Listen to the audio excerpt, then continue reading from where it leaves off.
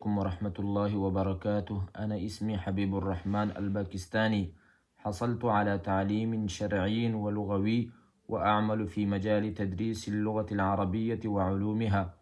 لدي خبرة في مجال تدريس اللغة العربية، حيث قمت بتدريس اللغة العربية لطلاب من أعمار ومستويات مختلفة، وأنا مرتبط بأكاديمية سورس كود منذ فترة مناسبة، وقد تشرفت في خلالها بتدريس اللغة العربية، وأسعى دائما بحمد الله سبحانه وتعالى إلى تبسيط اللغة العربية وجعلها سهلة ومحببة لطلاب اللغة العربية.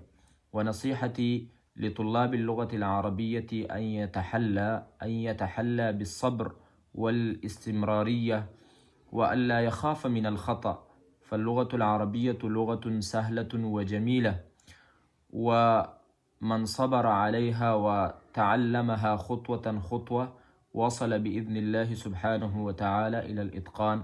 وجزاكم الله خيرا، والسلام عليكم ورحمة الله وبركاته.